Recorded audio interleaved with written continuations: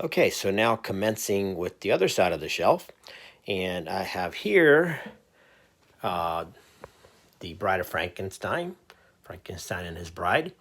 On the rear, you can see like all the different bottles that are up there.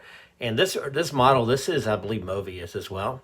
And one of the things is that the base is really short, so I just kind of propped it up a little bit so that it kind of makes it as a backdrop, and I think it looks a little bit better than the way that it's designed to look. So there's the bride and the groom. And I really like the sculpt a lot on these, a lot better than any of the other Frankenstein models. But anyway, for some reason I'm a big fan of Frankenstein, so I'm always trying to do new ones. And I'm thinking about getting some of the vinyl ones that I've seen, start working on some of those. So right next to Frankenstein, we come into the home of the Invisible Man.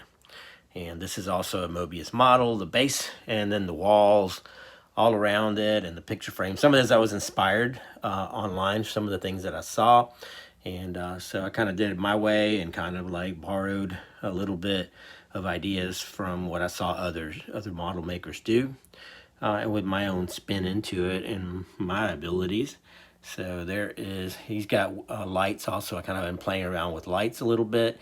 So there you have the lights, and on the background, and you have Mr. Invisible Man. And this is all like a wood. It's on tile also, but it's like all popsicle sticks. And then the Invisible Man sign is made by me. Just a piece of plastic with a basically a printout of the logo on like adhesive paper, clear, and then a broken bottle. And then above the Invisible Man, we go over to Mars Attacks. Not a Universal Monsters, but I still thought this kit was fun. Lit the light post as well, the newspaper. Then you have your victim, who's on the sewer there, all bloody and gory. And then, of course, the Martian. And this one was fun. It was also kind of one of my first experiments with airbrush, so I'm still learning on that.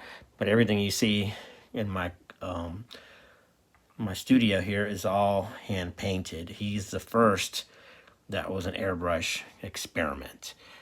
So he may not be as good as I'm sure people who do it all the time, but there you have it. And then we go up to the top here, and we have Frankenstein. This is a Moebius kit with the head is a different head that comes with the Moebius kit. This is not the one that's included. So this one, I liked it a whole lot better. And so you've got your Moebius backdrop and the body. This is one I was never happy with the head. I'm still not thrilled with the body, but I think that that he looks a lot better this way than he was initially set out to look. You can see the laboratory in the background there, and that's all lit up, and it's kind of showing you into some of Frankenstein's lair. And again, there's Mr. Frankenstein. Try to focus in on him a little bit. And then we're going over to Ray Harryhausen land. And these are all vinyl kits. So I'll try to get these. I'm up on the chair, so if I fall, you'll know what happened. So the first one we have is from the 7th Voyage of Sinbad.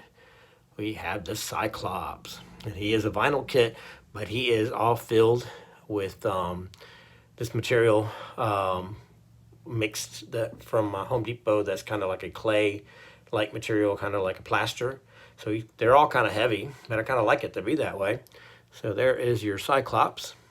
And the eye of the Cyclops is a decal. So I kind of looked for an eye, and I printed that out onto the decal paper. And so it kind of looks, I think, better than what I would have been able to draw on there. And then we go into Clash of the Titans. And we have Medusa. This is also a vinyl kit. We have the Roman guard there that has been turned to stone. And the top of his helmet I just recently did. I actually used like old paintbrushes and had them painted the color I wanted so that it would look like, you know, the Roman hat. And so there's Medusa coming along.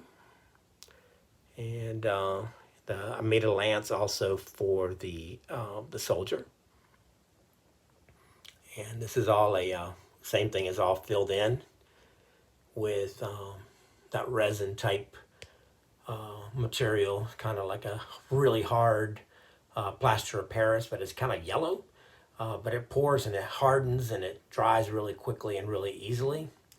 And I really like working with that material, with that stuff a lot. There's her head with snakes.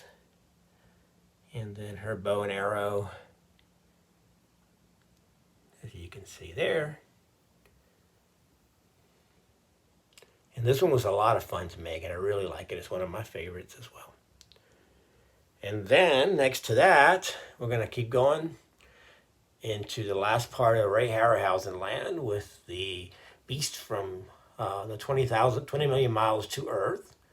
And this is always, when I was a child, this is one of my favorites. And I was really happy to be able to make this and have it in my collection. I really like it as well. Okay, I'm going to pause, and there's going to be part 3 coming up.